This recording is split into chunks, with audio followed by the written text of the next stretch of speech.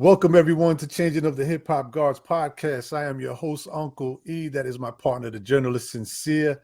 And today we have a very special guest, the one and only Klept. Some of you might remember him from the Junior Mafia, Biggie Small's friend. And man, thank you for joining us today, man. It's a pleasure. Thank you. Hey, thank you guys, man. Thank you. This is my guy. My guy told me I got to pull up. I'm out here, like I said, I told you, I'm in Boston on a quick trip. I had to carve out the time. I appreciate that. Absolutely. Thank you. So listen, Klept, if you could do us a favor, man, for those that might not know who you are, if you could just take us back a little bit and give us a little background history, and then we'll work, all the way up to talking about this 25th anniversary. Yeah. Well, I went by Klept. They used to call me. I never really liked the name MC Klept, though. I felt like they were trying to water it down for the album, just like I'm gonna put it out there when they had Junior Mafia, Masters of Finding Intelligent Attitude. They were just like trying to do that thing they did, like when Puff tried to put the locks in the shiny suit, and like they try to make everybody not be who you really are. So it was like MC Klepto thing. So I was in by Klept, which was short for kleptomaniac. So that was the whole spiel. So of course I'm Klept from Junior Mafia album. I had joints with Biggie. I was on the second single with Aaliyah. I had duets. I was on Murder Ones. Then we did an album, Me, C's, and Bang, called Riot Music. That came out, I think, like 2004. I traveled in Europe. I had my own thing, Mac-Ass Entertainment, which I'm resurfacing now since they pulled us back in the mix. But we'll get into all of that. But yeah, I did my numbers. I got a lot of props from the Junior Mafia album. So a lot of people love what I did. Nice. So before you tell us how you actually met Biggie, just the word Klept. I mean, why did you get to that name, or who named you Klept, and why? Now it was funny because that was back when we were young. So I had a whole different lifestyle. Right now I'm very established in corporate America. Still love the. You don't have to get too deep into it if you don't want. I mean, people know. Like I was in the streets. I was doing my numbers, and I was doing my thing. So I went by the name Klept just because it really fit my lifestyle, which of course I abandoned like many years ago. But it was good and it worked. So I was rapping about different things that I was into, and I just felt like Klept was a great name. Only reason I ask because I don't think that a lot of the young kids these days might understand what you know what I mean. What yeah. And I was doing it. I was having a ball, but then I transitioned. And it's funny because it baffles people because I kind of look at the plus aspect of it, the advantage of it. Because a lot of people that know me from back then, they look at me now and they're like, "This dude," like for instance, I was just on page. I'm always on page 6. I'm on the cover of the New York Times. I'm on CBS, NBC, and they're like, "This dude from the hood."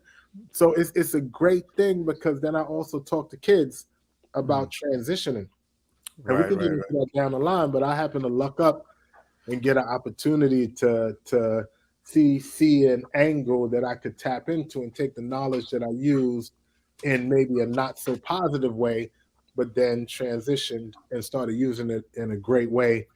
And I'm loving life. Nice. That's really dope. So tell us a little bit about how you exactly got in touch with Biggie, or how you met him for the first time, and what happened after that. Yeah. So how I met Big, like that's a story. I met him at the Tunnel. Like I was trying to get on and rap. This was 94, trying to get on and rap. So I said, you know what? I'm gonna go to the Tunnel. I'm gonna tell a story again. Yes, we love the stories. Everybody loves the story, and sometimes I get caught in this thing like, damn, I told the story already. Should I say it again? But it's always the first time for somebody out there. Exactly. So with that being said, it was 94. So those times I was trying to get on and rap. And I was that day. It was the Grammys, the day of the Grammys, and I was sick like a dog. And all my boys, they're like, "Yo, let's go out. We going to the Grammys after party. It's at the Tunnel, the spot called the Tunnel." And I was like, "Yo, nah, man, I'm sick. I'm sick like a dog." I was like coughing stuff up. Like I was like, "Nah, I can't do it." So I was at home. I was living with my mother still. So I'm looking at the Grammys on TV, and I'm seeing everybody there, and I'm just fascinated with music. I always tried to get on.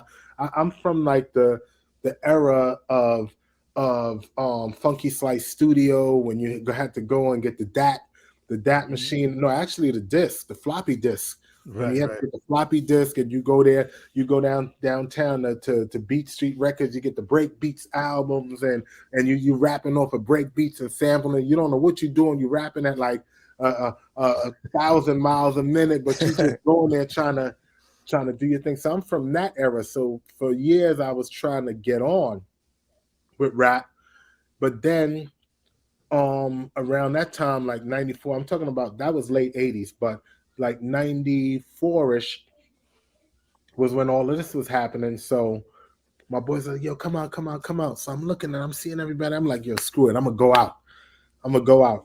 So I meet my boys, and this time we all driving, and we go to the weed spot on St. John's and Nostrand. So back in those days, I tell everybody, like, it wasn't all about these $1,300 blunts and all of this stuff. It was like, you go get a couple of dime bags and you're chilling. Like you get right. you get some chocolate. So we went to St. John's and Nostrand to the spot, and I was sick. I didn't like smoking when I was sick, because I felt like every time I'm sick and I smoke, it would drag out the time it'll take for me to get better. So I was like, yo, I don't want to smoke. So you know what? I'm going to get a dime bag and just chill, and I'm going to just go. I was down. So I got the dime bag. We jump in the car. I jump in my car. My boys jump in their cars, and we go to the tunnel. So we get in the tunnel, and ironically, I got this 36-hour flu bug today. I'm on the tail end of that. So I feel like when now I'm talking, I'm going to blow my nose. Like, yo, so I'm in that zone. So, so now we go to the tunnel, and we pull up to the tunnel. We go in. This is my first time in like a spot like that. Like, this the Grammys after party. I don't know how the hell we got in. Like, I can't even remember. But all I know, we in the Grammys after party at the tunnel. So I get in there, and I'm like, yo, fuck that. I got to get on tonight. I got to get on. So I'm chilling in the tunnel, but sick. So I sit in the corner, not in the corner, on the side, kind of in the side in the corner. And if you know the tunnel, the bar was long, like a big, long bar. Right, so right. I'm sitting, like, the entrance is on the other side. I'm sitting on this side to the right. Excuse me. Chilling out. Like, damn, I got to get on. So I'm like, yo, I got to rap to somebody. So I'm seeing everybody in there. I always say the same thing, Brand Nubians. I'm seeing Wu-Tang. This when Wu-Tang had Cash Rule Everything Around Me. Just came out. So that era. So I'm looking around like, yo, I got to rap to somebody. So now I'm just chilling, but I'm like sick, and I'm looking like, yo, who the fuck I'm going to rap to? So now all night, my boys coming up to me, and they like, yo, where that weed you got? I'm like, yo, nah. I'm smoking this weed with the person that's gonna put me on. They're like, yo, man, yeah, they like cursing at, yeah, man, fuck you, yo, man, like. So, me, I'm still looking around, chilling, like, yo, damn, yeah, yo, who the hell I'm gonna rap to? So now I'm doing this for so long, looking around. By the time I look, all of a sudden, the lights come on. The party's over. So I've been sitting there lollygagging for the whole night, and the party's done. Lights come on. So I jump up. I start looking around like, oh shit. I'm looking at, I told people, I was gonna rap to the bartender, like, yo, like, I didn't know what to do. So I walk around the club. Excuse me, I walk around the club, and as I'm walking around the bar, because remember, I'm on the other side, the entrance and the exit is over there. Right. I'm walking around this way. And as I go around, I happen to glance at the door, and I look, and I said, oh, shit, there go Biggie Smalls. That's when they called him Biggie Smalls. Like, I always love that name. I like that better than Biggie Notorious. Biggie Smalls. Yeah. Me too. Yep. Biggie Smalls was fly. Like, oh, shit, there go Biggie Smalls. This was around when Big only had Party and Bullshit and What's the 411 out. Okay. And he had the freestyle. The freestyle was just circulating with him and Pac. Biggie Smalls, the millionaire. So I'm like, okay. I'm like, yo, damn, son, nice. But then one of my mans, June, from Franklin, because I used to hang out on Franklin Avenue a lot in Eastern Parkway. So June was mentioning like a few weeks earlier, like, yo, Big trying to put some group together. He looking for rappers. So I said, oh, yeah, they'll go Biggie Smalls. So I said, you know what? I'm gonna go step to Biggie Smalls. So I went to him, and mind you, I'm dipped out. I got on DKNY, I got on Tag Heuer watch, the herringbone chain cross, like I'm fly, like I was Klept. So I was fly. So now I step to him, and I'm like, yo, Big, what up? I'm like, yo, you know my man June. I said, yo, my name Klept. I'm the nicest nigga that ain't out right now. So I said, yo, I'm the nicest nigga that ain't out. He looked at me. He looked me up and down, and I never forget it. Like slowly, he shook he said, "Yo, I believe you." And I tell people to this day, I never believed that he really believed me, but so that was pretty much his first couple of 2 sentences. I don't remember what he said before that when I said who I was, but he was like, "Yo, I believe you." So he shook my hand or gave me a pound or whatever it was.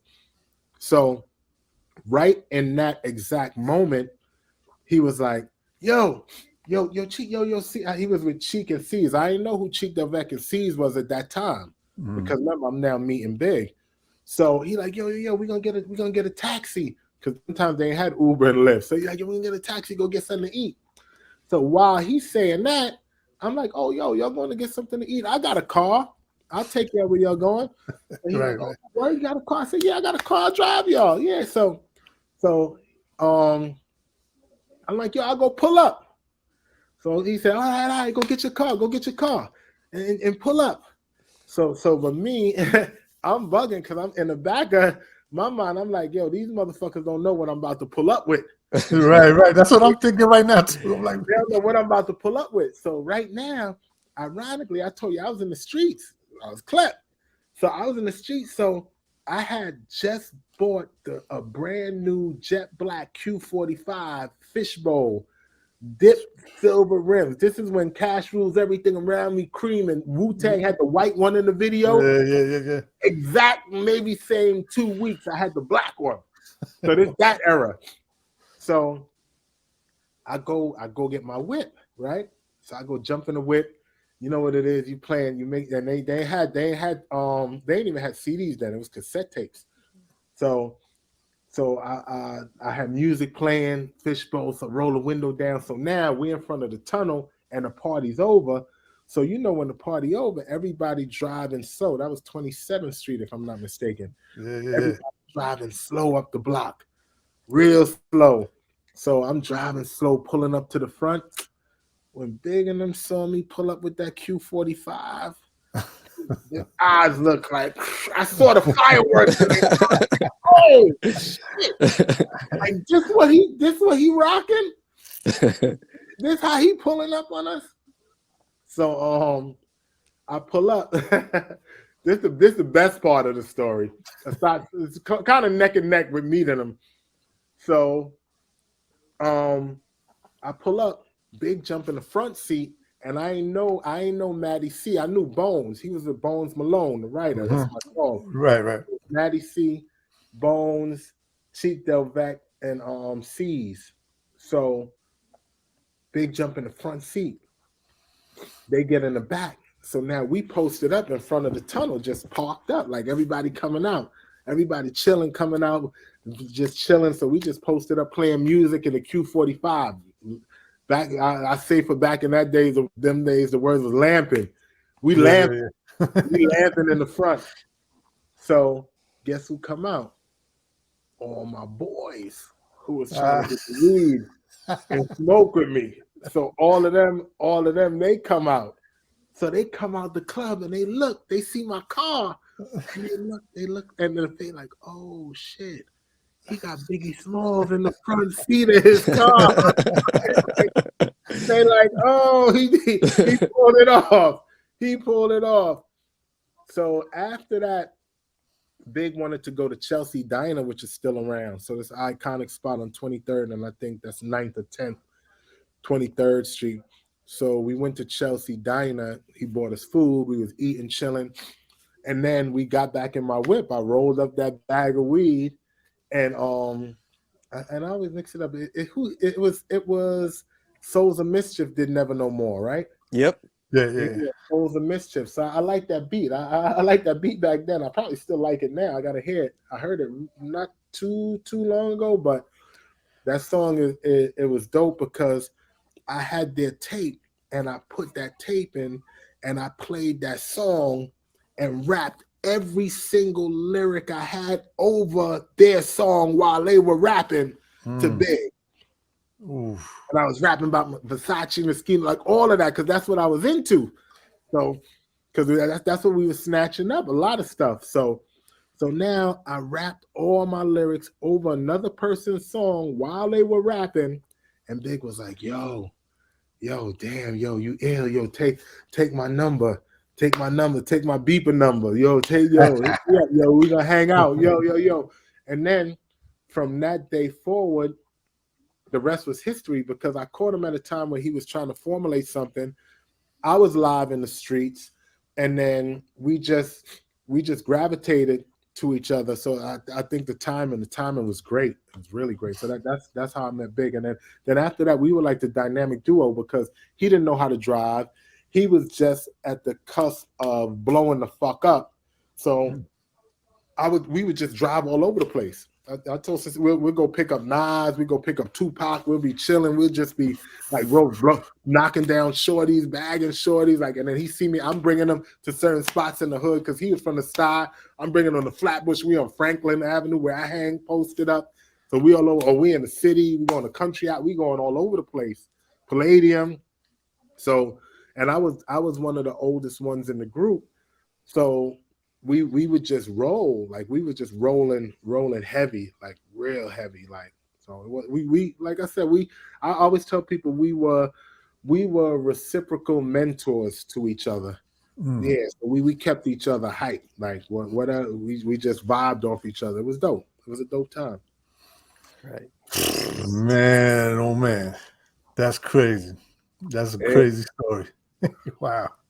Literally, as you're saying it, man, I'm like, I'm seeing myself at the tunnel. I haven't. Yeah, that was that's the West Side Highway, right? It was right on. Right there. Which is why a lot of cats used to.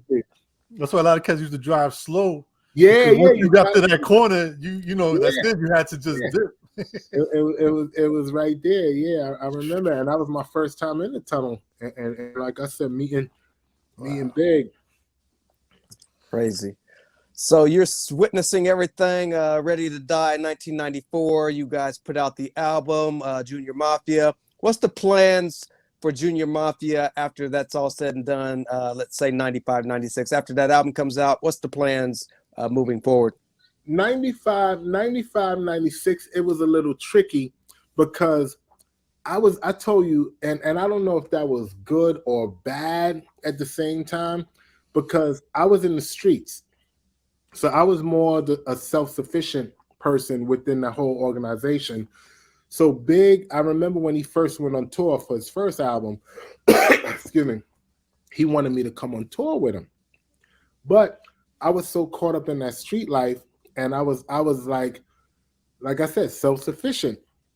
I couldn't do it. So I remember when he came back from the first, he's like, yo, I want you to come, yo, why you didn't come? But like I said, I was stuck in that street life, so I never really got to latch in the way he really wanted me to, because he wanted somebody that was just there all the time. So during those times, Junior Mafia, it was a little shaky with everything that was happening.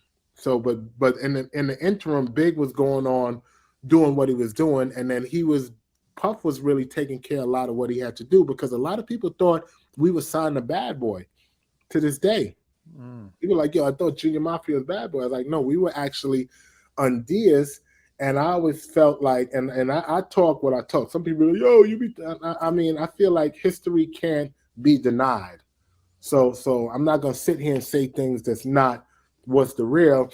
So I always felt like back then it was the fact that I felt like Puff, rightfully so, felt like Undias wasn't his baby, so he was more focused on whatever Big had to do, and Junior Mafia, it was like okay, whatever.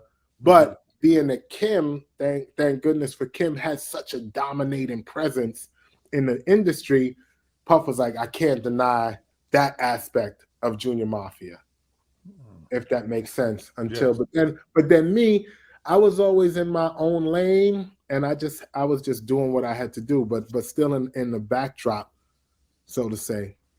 Right. Tupac passed away, also 96. What are you seeing with Big at this point as far as his work habits, mentally? Is everything still 100% go, or is things kind of taking its Big, toll on him? Big was always on go, but like I said, those times and that's around the time when I moved out on my own. Like I never really lived at Big's house like a lot of the other people. They lived in Big's house, but I just always had this self-contained mentality. So I just, like I said, I was just in a different zone where we tap in and talk here and there, but it was all systems go with him and Puff mainly Right. those times. So that whole era, I think it was more of like a sideline kind of thing. Right. What kind of plans did he have prior to recording Life After Death? Are you guys in touch at this point? Is he telling you the future plans of what he sees for himself? Nah, he was just in his zone and go mode. Like I said, I think Puff had the main say in a lot of that. Like he was the guy with that. But I knew he was gonna do something dope, and I know what Big, like I knew Big from the core. Like I knew him from the core and who he was. But like I said, I kind of intentionally kept myself in a certain place because I wasn't feeling certain situations back then. Right now it's different, but back then, because I like I said, my mentality was just different. So I was like, Right. Any mention of the commission, a highly rumored collaboration between Jay-Z, Undies Entertainment, and Lil C's, that group, super group? Any mention of that back then? I heard things about that, and if I'm not mistaken, I thought it was. And I could be speaking incorrectly, but it was Charlie Baltimore. Yeah. It Charlie was Baltimore. Charlie Baltimore, Yep. Jay-Z, and I think it was Charlie Baltimore, Jay-Z, and him, if I'm not mistaken.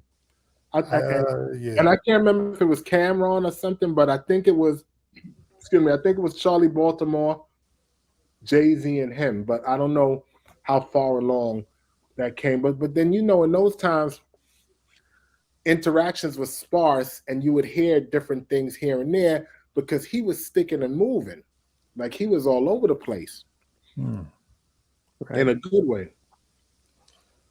Any remembrance of the car crash he had prior to recording that album? The one with C's. Yes.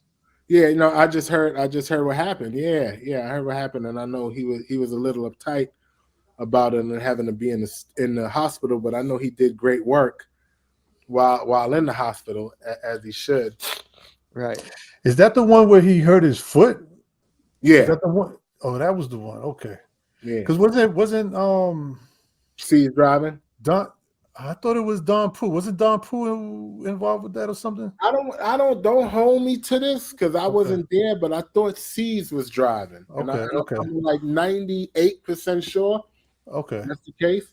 See, no, actually, I'm 100% sure C's was driving. Okay. Okay. Ron Pooh might have been in the car, but Yeah, I thought maybe he did right. He might. Maybe that's what I heard. I Ron know I Pooh heard might have been in the Don car. Pooh's. That's my guy. Yeah, I heard his name somewhere in that. But all right. During any of these times, are you in the recording session of any of these songs for that Yeah, album? the one session which I loved that I was in on when they were mixing, because to hear them mixing it, it was phenomenal. was one of my, I can't even say, yeah, one of my favorites, because there's so many favorites on that album, was Bone and Biggie. Oh, yeah. Like, you guys can't It's one of imagine. my favorites. Listen, you guys can't imagine hearing that song with the different drops in the beat out. Like, and I've heard it in ways where people haven't even heard it played yet, because they were mixing it down. So you hear like the different strings of it. That was enchanting. That's one of my favorites. Did they record that together?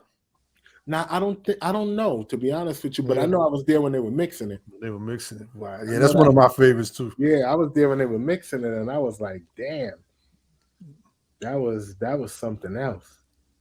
Yeah, that was a different joint. And I tell people what I love about that joint is because that's how ill Big was lyrically, that he could go in there and take their style and make it sound like they were rapping his style. He took their style and kind of, no disrespect, did it at a level that it sounded like it was his style. Right. Like, and you can't take nothing away from them brothers, for real. Icons, but Big, that's just how ill he was, for real. Sorry, pardon me. I told you guys I'm a little under. Yeah, no doubt. All right. I believe "Hypnotized" was the first single. What are you witnessing when that hit the airwaves? Craziness. Yeah, craziness. Yeah. That was sick. That was sick, and that's when then it was going in a crazy direction. That whole album, like if you listen to it, I think it's like what 20, 22, 24 joints on the album. You don't even want to skip past anything today. Like, think about that. To have an album with 24 songs to skip past, to not want to skip past anything. Most dudes got albums and they got three, four hot joints. Yep. 24 joints. And I'm talking about go through that album and see what you're going to skip past anything. Right. I want to run through some of these tracks. Maybe you can clear up some topics, some fun facts, anything that you can give us, because you was running around in that circle. Let's go back to "Kick in the Door." I heard this was subliminal disses toward a few MCs. Nas says it himself, though. Nah, you know what it is? Big. He didn't really have no drama with Nas. They were like brothers, man. Right. No, but I mean, Nas has a song where he said that some didn't know that "Kick in the Door" who that was for. Nah, but I don't know what song Nas said that on, but I know Nas know that him and Big, they had mad love. Okay. Yeah, like from day one. Nas used to come on the block. Nas used to come. I used to go, like, I took Big to Queensbridge to pick up Nas. Like we go pick up Nas. Nas was going and check when his daughter was about to be born in the hospital. We go with Nas to the hospital. Nice. Yeah, nice. It was love. Like, always love. It wasn't any drama. It wasn't any drama with Nas at all. Like not even remotely. I know a lot of people, they were concerned when there was the skit with Wu-Tang when they said, "Oh, niggas been off the Nas." Yeah. Right. But I know for that whole album cover, Big, that was presented to Big. Like, I think that was more of a Puff thing, and I could be wrong, but I think that was more of a Puff art directive thing. Right. Also, subliminals, any aimed at J-Rue, Raekwon, Ghostface, and Kick in the Door that you knew of? Tell me which lines, and I'll tell you if I think it makes sense. Don't have any at the moment, but you just probably going back to what you said about the album cover. I think Big, he just do his thing. Like, Big, I'm gonna be real with you. Big don't be thinking like that. Cause think about it. Like, if that was the case, he would have came at Pac for all of that stuff. Like, Pac was more disrespectful than any of that other stuff we talking about, right or Right. wrong. Right. Right. Yeah, so Big was just in his lane and just doing what he do, and people just take what they see and they be like, yo, I think this is that, that's what he mean, nah. Right. But Big was just happy. Excuse me. Big was just happy doing what he was doing and just going with it. Right. He didn't even want us to diss Pac. I wanted to diss Pac. Like I was ready to go. Yo, nah. Right. Can you tell us who I Got a Story to Tell was about? They kept saying who they kept saying, who was it? Charles Boston? Oakley, I think, or Oakley? I think it was either Oakley or Mason. Oakley, I think. I don't know. It was one of them New York Knicks. He never really said it. He never really said it. So I don't know, but saying like, but I know, man, I know dudes. We was doing our numbers back then, so it could have been anybody. It could have been a multitude of people. Right. Oh, Any chance that Prince denied him using the sample for Nasty Boy by Vanity 6? I would say I strongly believe so. Yeah, I kind of loosely remember something like that. And wait, no, I think we tried. Did we do Candy? I think we tried to do Candy on something too. Yeah, I think there was something like that happening, but don't hold me. Right. If it's not on it, if it wasn't done, then yes. yeah. Prince ain't even won title to have his stuff or something, right? Right. Yeah, so he wasn't trying to have it.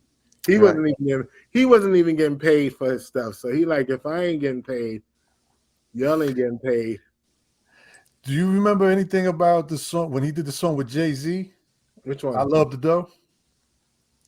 In regards to just like at the sessions or just how that came about? No, I wasn't at the sessions, but I knew more from like the first album.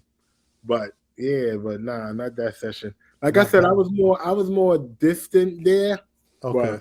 But yeah, I'm sure there were some stories surrounding a lot of those that got back to you, even though you weren't there. Any stories about R. Kelly session? I know. Yeah, he said R. Kelly was real. Like R. Kelly was like, R. Kelly. He was just like acting like he on top of the world. Like R. Kelly, he was just trying to look down at everybody, but not in a bad way. Just like, yo, I'm that dude.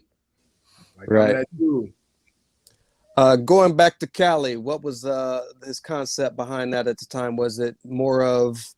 I knew that he loved Cali. Like he loved Cali. Like he went out to Cali and had a ball.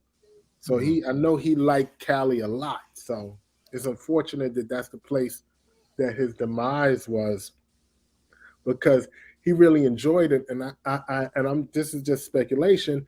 I'm assuming he enjoyed it so much because it was so different from New York.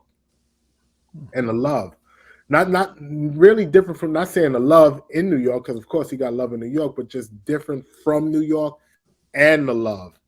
So it was a good feel, and then he was blowing up more. He was more blown up, right? Because his first album had more of a New York feel, and the second album had more of a bi-coastal feel too. So at least some of the joints had that bi-coastal feel. So it was good. And his name was bigger. Any rumors true about Snoop and Daz being in the studio while he recorded the 10 Crack Commandments? I'm not sure. I gotta ask Snoop that if he was there, but right. Puff and Primo having a disagreement over the kick in the door beat. Tell me about it. Puff was like, yo, that ain't it. I mean, that joint you did Unbelievable, that was the one, but I need that tunnel hit. Primo was like, yo, this is it. Puffy was like, but Puff got a different air. Like Puff air Puff air is his air. Like, I guess that's the best way to put it. Yeah. Air. Like, if he don't like it, it ain't good. But sometimes it's bigger than that. Yeah, Right. I think that's it. Any No discredit to Puff. Puff knows hits, but if he don't like it, he may feel like it won't be a hit. I'm sure you guys are like that too. I'm like that. Right, right. Yo, I don't like this song. Yeah. Hit. Yeah. So what about Capadonna being featured on A Long Kiss Goodnight? Why his verse didn't make it? Did you hear anything? I don't know why. Like, I don't know why, man. I like Cap. I like Wu a lot, man.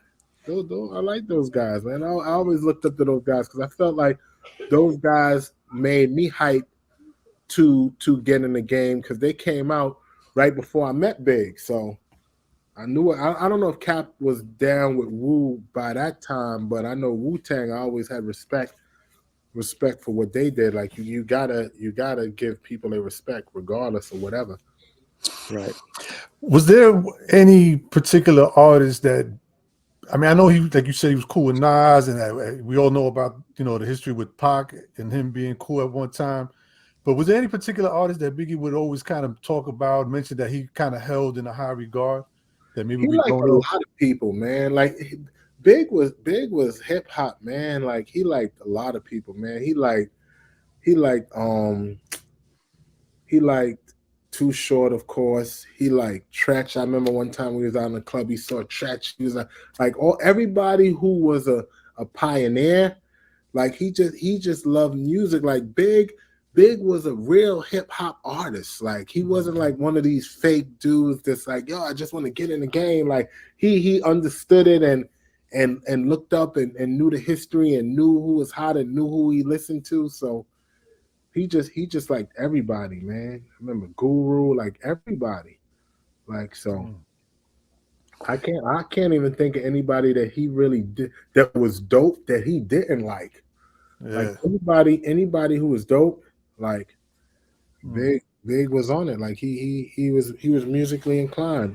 And even aside from same thing with me, aside from hip hop, all types of music. Like, I'm hearing in the hotel. They was a thing I had to Shazam. They playing Dionne Warwick. Like, he'd listen to something like that too. Like, we listen to everything. Like, Right.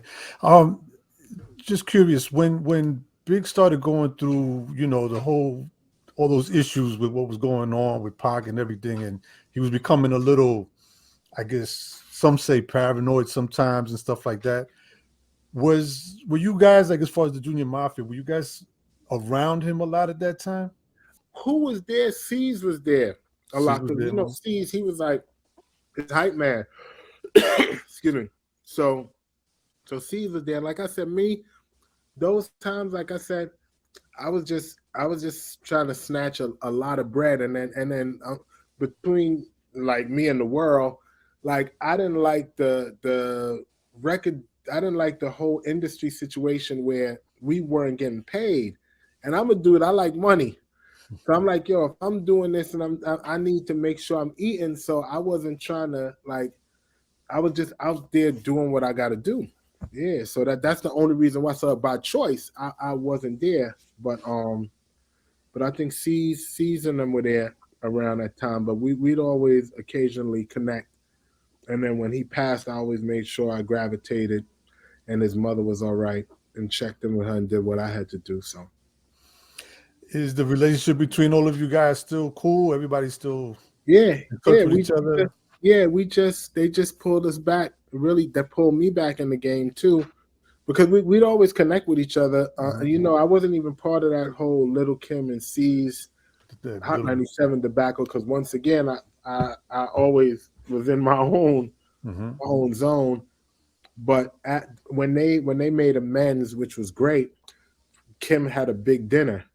So yeah, it was a big dinner. So everybody got back together, and then we started doing shows again together. So we just did the Budweiser show with us, the Locks and Busta Rhymes, which was a big sold out show. We did Foxwoods Arena and things like that. And I'm piecing something together for a European tour, so I'm trying to work that out with Red Bull and Heineken. So since they pull, that's what I do. Since they pull me back in the mix, I'm like, okay, you want to pull me back in the mix? Okay, being that I've been corporate for 15 years now, so I'm utilizing my connections. Like, yo, let's do this, let's do that, let's do this. So that's where I'm. Any interest in making your own music, like doing any type of solo projects or something? Man, I got computers here. I got my Pro Tools. I got everything set up here. Yeah, I'm working on it's crazy just to fully get into it. Since they pulled us back in August, a lot of people didn't see me in a while. So everybody was like, yo, what happened with Klept's album? Because my album was supposed to be next before Biggie passed away. Right. So I've been piecing together my album, so I'm calling it Kleptocracy, the first installment. So I got a bunch of beats and I'm writing and I'm just putting it out. It's going to be an NFT project. So a lot of my people are tied in the NFT space. I know the guys from NFT Now. I'm trying to get guidance from them on the direction. They did a lot with Christie's Auction Gallery, and I got my guy Ant Marshall, who was with Lyricist Lounge. That's my dog, and a couple of people. So, and the great thing about it is, like, I'm so financially sound now, I could do it from a place of love, just for the people who love the music. So I'm not here like no disrespect. I love artists who I don't even like the word starving artists because it makes them sound desperate. But but I'm not doing it from that standpoint where I'm trying to get money. I'm doing it from a point of look. I got skills. Like I really do. Like I know what's bullshit and I know what's thing. And I've been living a life like what rappers are living for the longest. So I'm just gonna talk that talk and put it out and do what I got to do, and it's gonna be fly. So I'm not worried about that at all. Any features, any surprise guests that we might? I'm thinking. I know I definitely want to get Kiss on the album because that's my dog. I always move around with him. When we run into each other, we connect. So I got a lot of joints. It's only going to be that the first installment is only going to be about 7 songs. I'm tempted to make it longer, but that's why in full disclosure, that's why I'm out here. That's what I'm out here taking care of in Boston. Nice. So I'm just locking in, detaching, writing out some joints. Got the pad with the lyrics and everything. Nice. Cool, man. Well, that's good. That's good. We're looking forward to it, man. Keep us posted. Yeah, it's gonna be real dope. I'm gonna make sure that you guys are definitely part of it because what I love about it is the words that I'm saying. People are all of this should go down in history because the words that I'm saying, people not gonna really get it until they say, "Oh shit," when they see it happen because the stuff that I'm doing is gonna surprise people because they're gonna be like, "Yo, how is he spitting and his joints is live? Like he's not from." Back in the days era, like fly, like I mean, and hopefully these words will attest to it, and you guys will be like, "Oh shit, damn, nice." He really is dope. Like, no, I'm living it. So I'm not worried about that. Where can the people keep up with you at social media wise? Yeah, they can follow my page. Like it's mixed. Like people bug out because. I sell a lot of real estate. I'm one of the top African American real estate agents in Manhattan luxury real estate. Ooh, There's not many of us at all. There's not. I don't like no. Probably on one hand, but I'm that guy. So from me getting into corporate America, I sold hundreds of millions of dollars worth of property. So I just happened to switch it up because I saw a lane and I saw how fast the income can come in from it. So I loved it. So I said, you know what? I'm going to take that income that I'm generating from that and training people and having a team and running a team. And I'm going to take that money and put it into music projects. So the money that I've been generating from music, from music, the money that I've been generating from real estate and doing hundreds of millions of dollars worth of sales, I'm like, you know what? That's a blessing.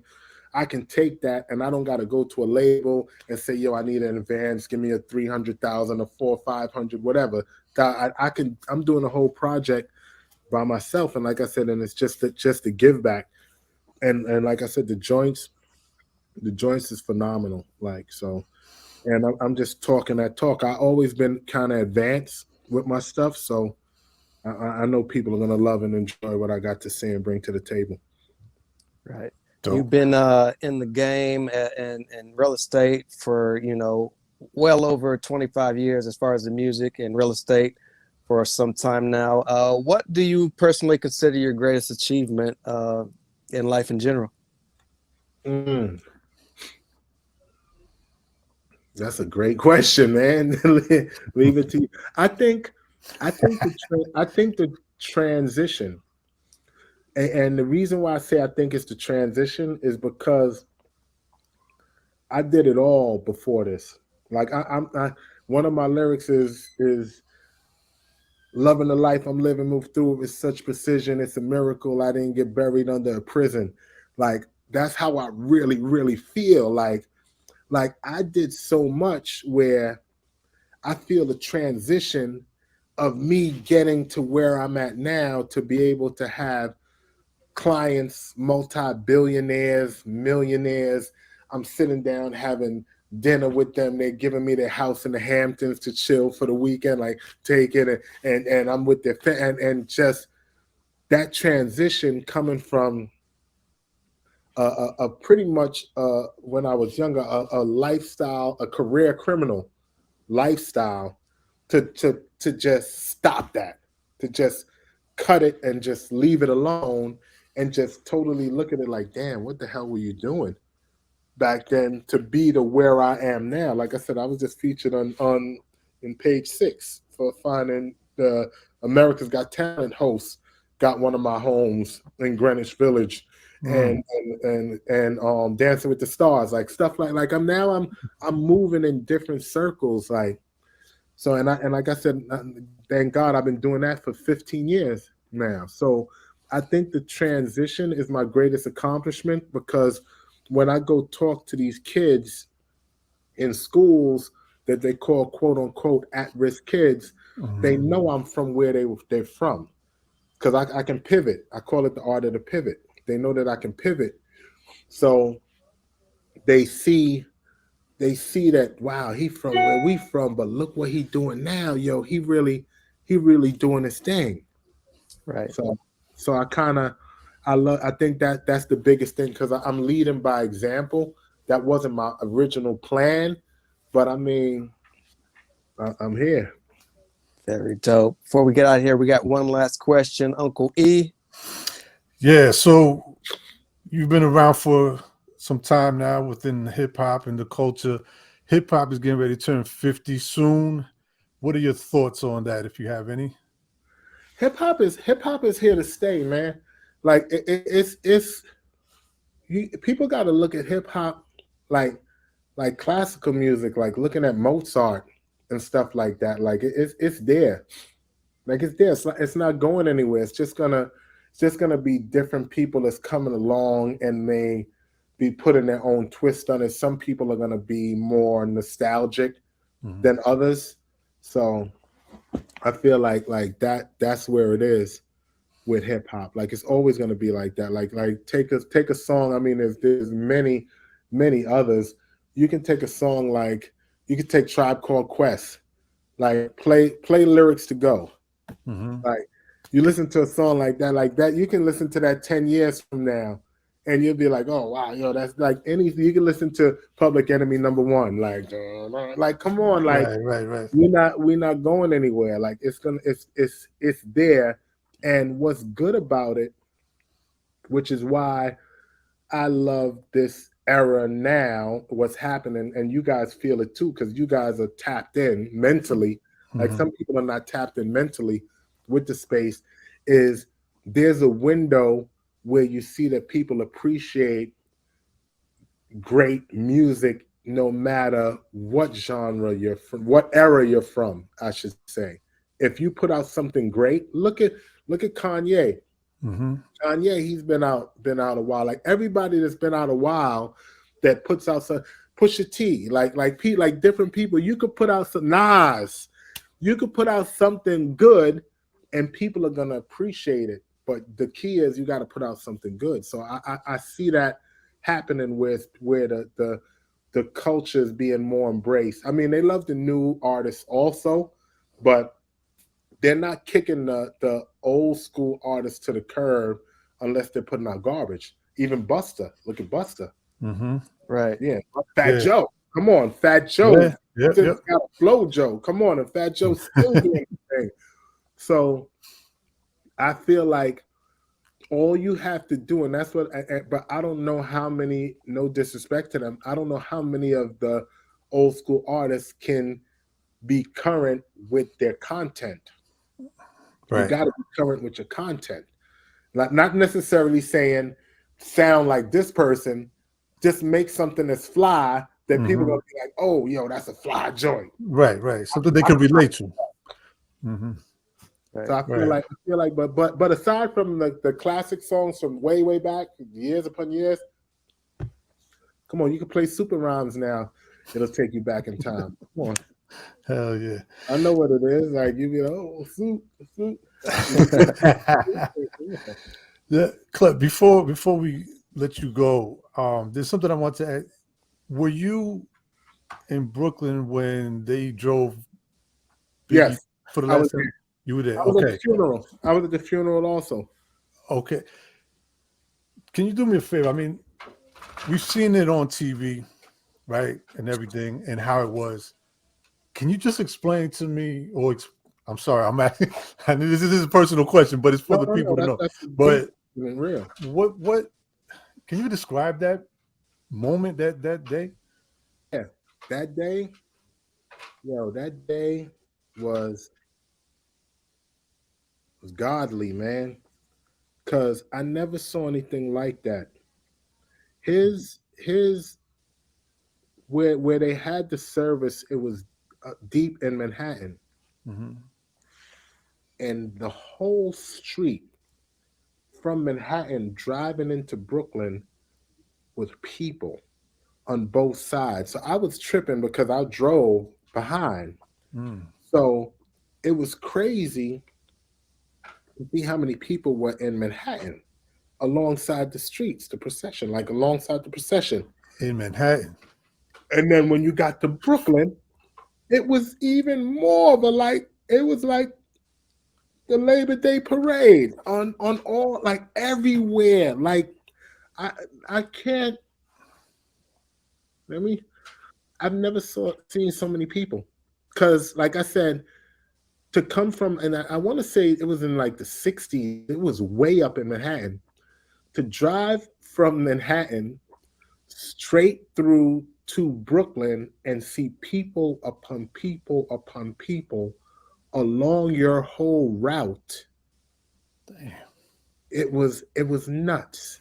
It was nuts. And then to get to Brooklyn and feel like you couldn't even really move, like it had to be millions of people. Like I don't know. It was nuts. But then when like we all see that when they play when that music drops and everybody lost it, man. It was Yeah, like what it was nuts. It was nuts. We drove through Fulton Pass's block. It was nuts. Like I never saw anything like that. I don't even think I ever saw anything like that on TV. Like I don't know, but yeah, it was nuts.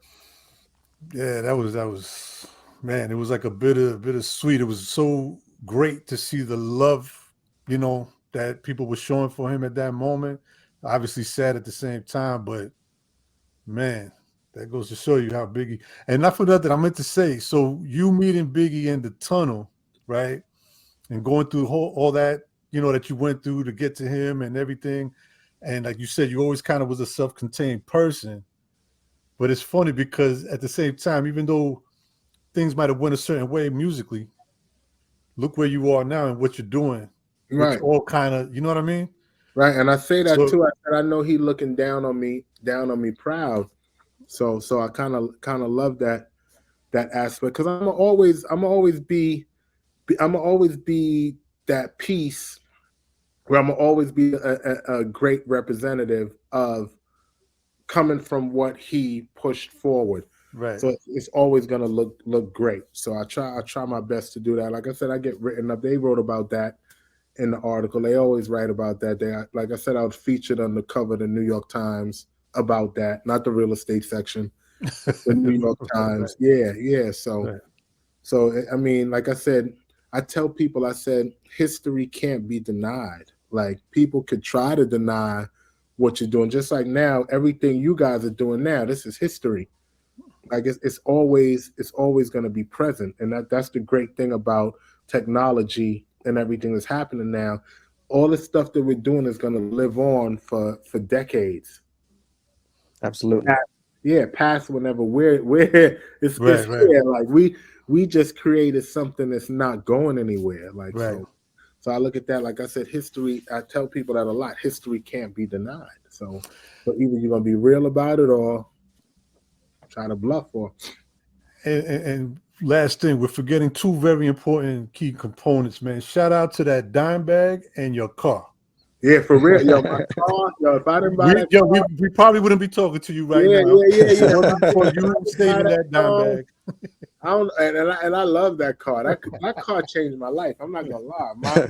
My chick game elevated. Elevated from that car. Like I was doing my I don't know. We might have this all messed up, man. We should be talking about your car, bro. When I got that car, it was a whole different. I was like, what? And then down the line around. Oh, see, this how I was in the streets. So I wasn't running around like that too heavy. With we were still cool, but I was still taking money in the streets. So that the next car that I know made me do another leap was when Jay-Z was like, what's the difference between a 4.0 and a 4.6? Yeah. Right when he was saying that, I was driving a 4.6. Nice. So I was always like, honestly, I was always doing my thing, man. Like to this day, like I'm now just doing it in a different career. Right. Anybody who know me, they like, yo, they can never say, yo, he wasn't doing this thing. Like, Right. So, Thank you, Klept, so much. It's always a pleasure speaking with you. Thanks, man. Love you guys, man. Thank you, man. Love you as well. Had to move my trip schedule around for you, man. I appreciate that more than you know. So, Thank you. This has been Changing of the Hip Hop Guards podcast. I'm the journalist Sincere. And don't forget, go ahead. That's my partner, Uncle E. And that Kleptocracy, the first installment coming to you. Y'all gonna love it. I promise you. Remember where you heard it first. Let us know. Let us know so we can blast it out there. Yep, we're gonna blast it. all right. Let's take care. All right, let's keep in touch. All right. Absolutely. Peace. All right.